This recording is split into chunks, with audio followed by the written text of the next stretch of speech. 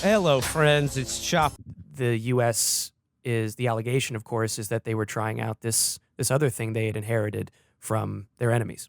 And the to put a bow on it, the 731 research tools and individuals were, reporting has shown journalists, including a guy named John Marks, who published a book in the late 70s through the New York Times publishing imprint, called The Search for the Manchurian Candidate. He describes how the CIA sent people, with the explicit intention of conducting experiments using material gleaned from Unit 731 in Korea.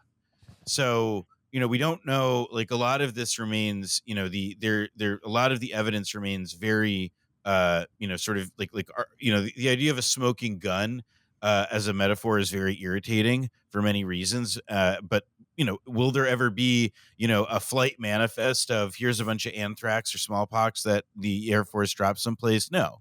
But there is, however, to the other person we interviewed for this season about this was a guy named Tom Powell, whose father was a journalist named John Powell, who was based in China at the time. And John Powell was prosecuted by the federal government for reporting on the allegations of bacteriological and germ warfare. And the Soviet Union and China, they organized an international committee to even investigate these allegations, headed by the respected scientist Joseph Needham. But the people who attempted to, even just do basic, attempt to do basic truth telling about this, like Powell, were prosecuted.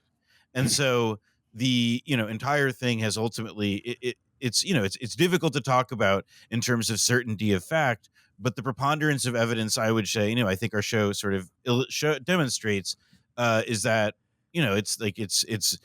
it deserves to be taken far more seriously than the American government would have you believe. One more button on it that's fascinating is the other supposed legacy of the Korean War is brainwashing. The American POWs getting brainwashed. Yeah, we're going to talk about the major representations of the Korean War in popular culture. The Manchurian Candidate is probably Yes. the biggest one. Yes. And like the Errol Morris documentary Wormwood suggested, speaks to this point about the idea of these American POWs who would show up in propaganda movies or come home with accounts of war crimes or germ warfare. If you could create in the popular imagination this idea oh no, they were victims of this secret Chinese brainwashing program that could get you to say and do things that were wholly untrue. Brendan James is the kindest, warmest, most courageous human being I've ever met. Yeah, nonsense. But I think that it's interesting to group these two issues together, because that is why the convenient explanation of brainwashing starts to come up. And we play this documentary that Reagan was in. He kind of hosts it. It's like half film, like reenactment of these troops getting brainwashed, and half documentary, if you want to call it that. But who was one of the guys who assesses the pilots who alleged germ warfare? Jolly West. Dr. Lewis Jolly West. All right. Case closed. Case closed on that one. I guess the last little digression I want to bring up before getting into sort of reframing this in the present day and current politics and power in the globe is the bit you have about diplomatic cables, which would seem to imply of a huge role for Chiang Kai-shek and the Chinese nationalists in Taiwan in essentially starting the Korean War as a way to prevent Taiwan from being taken over by the Chinese communists. Yeah. Peter Dale Scott uses the research of friend of the show and a guest of ours, Bruce Cummings, to argue this is, his argument that Chiang Kai-shek and the cause of the Chinese nationalists was the primary reason for the Korean War. I mean, I think we air that. It's an interesting argument. I don't know. You could probably debate it different ways, but it's certainly true that on both sides of the war, Taiwan and China were really the more important issues to guys like Dean Acheson and to guys like Mao Zedong. Because Mao wasn't really terribly interested in getting involved in Korea until the U.S. blocked the Strait of Taiwan. So it was really possibly either a motivating factor or a very, very nice perk that the conflict in Korea allowed the U.S. to shield and protect Chiang Kai-shek at a moment that it looked like he was really down for the count. And this is where the convergence, or rather the China lobby as sort of an entity. Like if you go to the Truman Archives website and you look at the different boxes that they have for the Truman presidency that you can look at, they have one. A lot of them are pretty generic, but one that they have that like really stands out is just like Truman and the China lobby, and it's because it was this. I think it's kind of hard I think oil, maybe fossil fuels, maybe come close today, and are in industrial commodities, but like this was a group of business interests that included the founders of the John Birch Society, that included some of the biggest business interests of the day, armaments leaders, manufacturers, and yes, they were supportive of Chiang Kai-shek, but the China lobby and the cause of China in this way, it was it was I think a symbol of of what they viewed as this. I mean, and I'm sympathetic to Peter Dale Scott's argument here, that it was part of the reason that they were so aggressive on Chang was because they viewed this strategic uh they viewed protecting Chang as much more strategically significant than, say, Korea.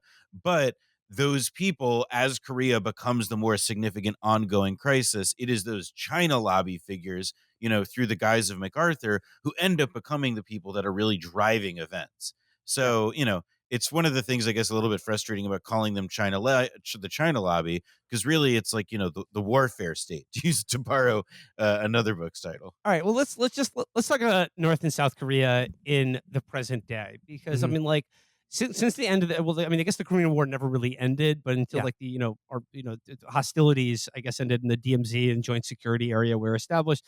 So like U.S. policy towards North Korea has more or less remained unchanged.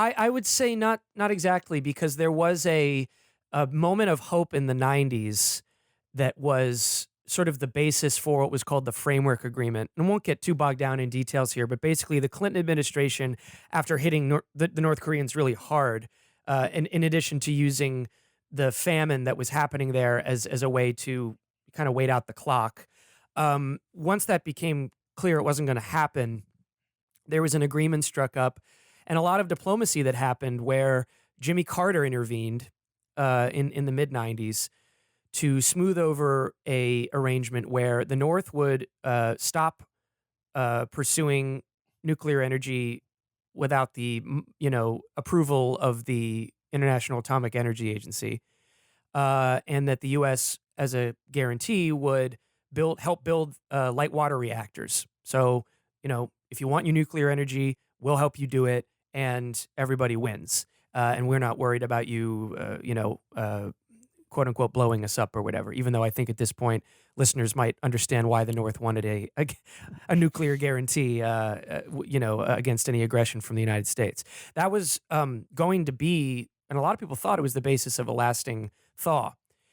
Right when Bill Clinton was actually going to have a summit in Pyongyang, which Madeleine Albright had at that point visited, and State Department people had visited, had come back with a policy of engagement. George W. Bush may or may not have won the 2000 election. And so when the Bush people came in, they made it very clear to the Clinton people, the transition team said, we're not into any of that shit. We're not interested in the Pyongyang summit. Don't go. So Clinton didn't go. Because if you go, we're just going to undo all of it. And indeed, the same thing for this framework agreement. So then the Bush years are extremely chaotic. Mostly we put on negotiations in order to blow them up. This is, of course, the era of John Bolton as a key figure of international policy. And then Obama's approach was quote unquote strategic patience, which was another way of saying not doing anything except covert action to hack into their missiles and stuff, which we did, and give the South more missile defense systems. People have called it nothing for nothing. So then you get Trump, and that's when things get really spicy because it's completely. I mean, it's completely unforeseen that he would oversee the biggest breakthrough in diplomacy for decades. And it's also sort of fitting that, like, in spite of the fact that it was legitimately the biggest in decades, and it should not be taken lightly, it was also sort of Trump hitching his wagon to forces that were already sort of germinating on the Korean Peninsula itself. Yeah, I had to watch so many clips of MSNBC people, for this show to hunt and gather for representative stuff in the media. I think Rachel Maddow is really on one at some point about how Trump is legitimizing the totalitarian dictator, blah blah blah. And the point, I guess, was supposed to be that Trump wasn't giving Kim anything. He was just out of nowhere getting Kim the prestige he needed with the rest of the world. And that until that Trump meeting, Kim was completely isolated, which is completely wrong. The entire year or so before Trump met with Kim, there was a incredibly promising period of diplomacy. It's called the Sunshine Policy in South Korea, with South Korea's then president Moon Jae-in, and they were already collaborating in new ways and opening up spaces for trade and building railways, Kim and the South Korean president. Trump probably saw an opportunity in that the same way he would have if, say, Israel and Palestine started having constructive conversations and stepped in to quote unquote make a deal. And that was after he called Kim Rocket Man for 6 months. He completely flipped. And we talked to some peace activists in the show who were talking. It's really tragic how incredibly excited they were at this moment. Trump or no Trump, it was looking like things might actually be coming together the way it kind of looked like in the Clinton years. But then we learned that Mike Pompeo and John Bolton, who are actually running the show, and we all know Trump doesn't have terribly involved vision or managerial style on this stuff, that Bolton and Pompeo were sabotaging everything. And the North Koreans eventually said, can you please take off the sanctions since 2016? Not even all the sanctions, just the latest ones at the summit with Trump in Hanoi. And Trump walked out and he just said no. And then that was the end of that. You have in the last episode, you have a great quote from a Biden official discussing what President Joe Brandon's policy towards North Korea is now. And they describe it as you described the Obama years as strategic patience and nothing for nothing. And then they described the Trump years as everything for everything. And they said, what is Joe Biden's policy? It's a little bit of both. Yep. It's halfway in between nothing for nothing and everything for everything. So it's third way. It's the Goldilocks something for policy. something for something. Yep. Except it's not something for something, because we're not talking to them. We're not giving anything to them, and Look, we're not getting anything back. Nothing and nukes for free. Yeah. I mean, and what's really interesting is like they know that the Cummings makes this point, like the missiles can be bought off. The North Koreans are like, look, buy us out. We have these missiles. If you want to take them away, What do I got to tell you to put you in a couple of intercontinental ballistic missiles today? You are not driving across that DMZ without all of these fucking missiles, okay? Israel was actually going to stop North Korea from doing a deal with one of, I can't remember if it was Iran or Pakistan or something. And they were sending an emissary to North Korea in order to scuttle the deal and give the North Koreans, I don't know if I can't remember exactly what the package was. And the North was like, sure, fine. Buy us out of this other thing and we'll cooperate. And the US stopped it. So at least Israel knew that you can't get something for nothing. And unlike North Korea, we probably couldn't buy them out of their nukes either. Yeah, exactly. I guess just like to just sort of just take a broader view here. This is now the third season of Blowback, as I mentioned with the first episode. The first season was about the Iraq War. The second season was about Cuba and like all the attempts at the Cuban counter-revolution and the Kennedy assassination and Operation Mongoose. Now season 3, the Korean War. How do you see this season and the topic of Korea fitting into like the broad arc of Blowback and this kind of like recovered history and like that you guys have created over the past 3 seasons of this show? Like, how does this story fit in and inform the larger like arc of Blowback? You could actually sum it up if you wanted to be sort of pithy about it. Colin Powell gave this quote that we actually use in season 1 at the end of the Gulf War after, kicking Saddam's ass, where he says, I'm running out as, the head of America's military, essentially.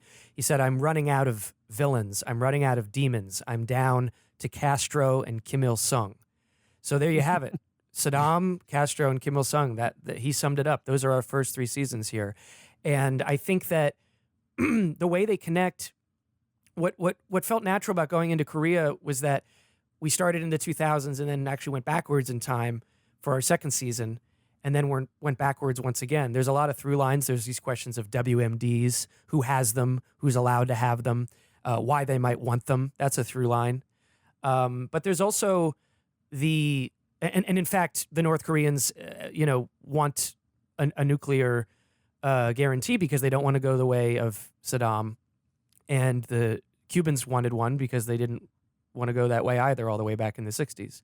But we like to bring it back to the Bush administration, and I start the season with a clip from Rumsfeld because I think just being our age, that is when a lot of this stuff crystallized. It's not like the Bush administration represented something drastically new, but it did represent a sort of more honest or stark declaration of what all these seasons of our show are about. I don't know, Noah, if you. No, I mean, I think the only thing I would add is that one of the things that we've had in the advantage of each of, I guess, the first season this was less true, but between less so, but like but with this season and last season, there was a premise that is in a lot of Americans' minds, even if, a lot of people may not think of themselves as the kinds of peoples who accept those premises naturally, that Cuba is a horrible, desperate, like totalitarian society, that North Korea is like a backwards hermit kingdom, like unworthy of our engagement.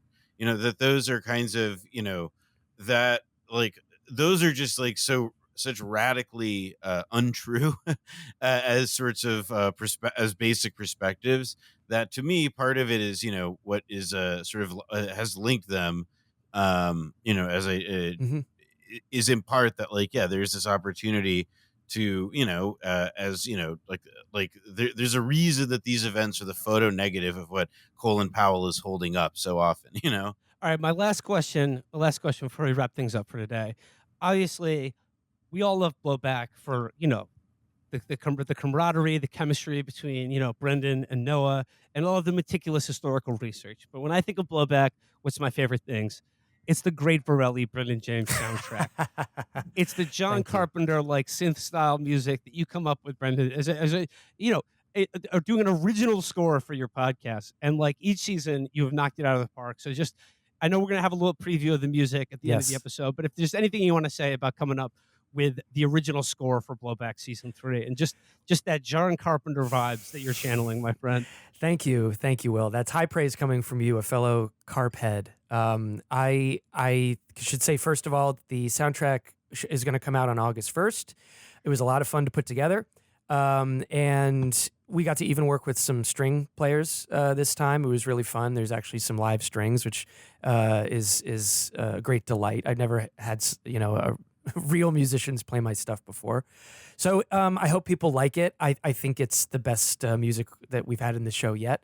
And I've a sort of think the track I'm going to give you guys is called American Caesar.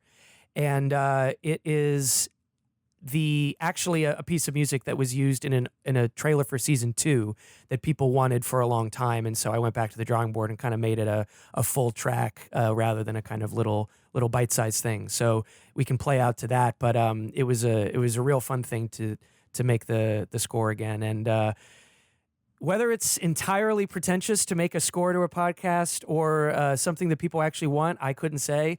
But we definitely, I think it's a part of the show now, and we like having the music be another aspect of the show that people enjoy. So yeah, the Great Varelli, the soundtrack's gonna be called The Blue House, and if everything goes right, it should be coming out on August 1st. All right. Well, today, episode 1 of Blowback season 3 just dropped. If I know if you're listening to this episode right now, chances are you're probably already a blowhead. But you got all the blowholes out there. If they want Blowback season 3, how do they get it this time around? So if you want to listen to Blowback season 3, go to blowback.supportingcast.fm and sign up. It's that simple. You can listen through your through an RSS link to your with your preferred podcast app. It doesn't work on a couple of them, including actually Stitcher. Interestingly enough, Oh and no. if you are, if you have any questions or issues with signing up, you can email help@supportingcast.fm. But if you sign up, you will also, in addition to getting the 20 episodes of the show all at once, you will get access. You will get a code, rather, to get access, so you can buy half off posters for the Blowback artwork because we know you people love it so much, and we Great do art too. by And Josh it's, Lynch. it's so good, especially this season's. You'll have an ad-free archive of all of the show's episodes, not just the seasons. And we're also going to have we also have some extra original music on Yes, there. there's some bonus music. B-sides and some demos for people who like the music. And actually the bonus episodes from the past, which include two of you gentlemen. We have the one with Matt Christman and Felix Biederman. Felix's episode has not been available to non-subscribers before, I don't think. So that's the one where you and Noah talk about Iraq War era. We talk video about games. like what of women are the best to date. Yeah, that. They're really like big departure from most Blowback themes. I Yeah. don't really know why we did it, but like you can listen to it now. Yeah, it's now available. So there's a What lot of about the, goodies going along. Well, what about Andrew the blowback Tate calls in. What about the blowback episode featuring Will Menaker? That is a well, main. that's always been one of the most Okay. downloaded. In fact, That's a main good. episode. Will, that's so people have always had access to that. Where I love it. you kindly, yeah. By the way, just one last thing, Chris. Maybe I'll send you this. There is a great Trump clip that I found in this season. He's in the debate with Joe Biden. And Biden's, hacking away because he legitimized North Korea or whatever Trump did. And Trump just goes, listen, they tried to meet with him. He didn't like Obama. He didn't like Obama. The way he says Obama and the way he says he didn't like Obama is top 10 delivery. I'll dig that clip American up. families. They tried Very to quickly, meet with 10 him. seconds, They President. tried to meet with him. He wouldn't do it. He didn't like Obama. He didn't like him. He wouldn't do it. There's there's that clip from the 2020 election. It's not like Korea related, but it's Trump at a rally and he says Obama. Utter confidence. I'd be remiss. I forgot. I almost mentioned this. So apparently Nancy Pelosi's going to Taiwan. Hell Is yeah. that still happening? Mm-hmm. Let's do it, baby. Let's be legends. So I want to say, you know who else took a politically significant, virtue signaling trip to Taiwan, That's right. then called Formosa. General Chiang Kai-shek? Well, no, he was already there. I'm saying Douglas Okay. MacArthur did. Oh, Yeah. But no, Nancy Pelosi's, I guess, making sure She that has returned. Yeah, Is listen. she actually just fleeing herself to Taiwan after being, discovered that her husband has been doing insider trading the entire they have time? different drink. They have drinking and driving is legal in Taiwan. So, Yeah, So is insider trading. yeah. She's going to deploy her golden triangle shaped parachute. Yes. You know what I mean? Anyways, okay. Well, gentlemen, Brendan James, Noah Cohen, Blowback, Season 3, the Korean War, the Korean Chronicles of Korea is out now. Gentlemen, thank you so much for joining us. Always a joy. thanks, guys. Thank Always. you. In addition to Blowback, which you should be listening to, you should also be buying tickets for the Chapo Fall Tour, upcoming in October. Saturdays in October in New York, Chicago, Los Angeles, Fort Lauderdale, Florida. Tickets available at chapotraphouse.com/live. And also, as a final addendum, Felix, it was Patton who fucked his niece. Okay, yeah, General no, George I S. knew. Patton fucked his I niece. knew it was another general. Yes. Okay, yeah. All right. Wrong theater. That does seem like more of a Patton thing to do. Oh, absolutely. Yeah. Classic Patton. Well, yeah, I mean, like someone would be like, "Isn't it weird you fucked your niece?" And he'd be like, "If you don't fuck your niece, I don't want you in my army." What's the fucking point of having a niece if you can't have with her? The Carthaginians fucked nieces. That's what made them take Rome. I'm picturing George C. Scott as Patton screaming that with his George C. Scott scream. Didn't he play Patton? He did, Yeah, yes. he did. Yes. He did. Great He won movie. the. Great movie. You know, he also He played won an Mussolini. Oscar and then he didn't pick it up. Yeah. Yeah, he played Mussolini as well. I never knew this in a TV movie about Mussolini. I really want to see that. Oh, man, he seems like he'd be perfect. No dumb son of a bitch ever won a war by not fucking his niece. You win a war by making the other guy not fuck his niece. Anyways, yeah. Hitler did that too. It's true. He did hit fuck his niece as well. That's why Patton wanted to ally with the Germans after the war. It's interesting, though. It's one of those instances where you really don't need to say, you know who else wanted to fuck their niece or fucked their niece. yeah, Because it's already not a great thing to be doing. It's interesting though because Hitler's niece that he fucked was his blood niece, but Ugh. Patton's was through marriage, and that difference is the difference between Nazi Germany and the United States. yeah. Blowback true. season 4, niece fucking of the of go. great world leaders and generals.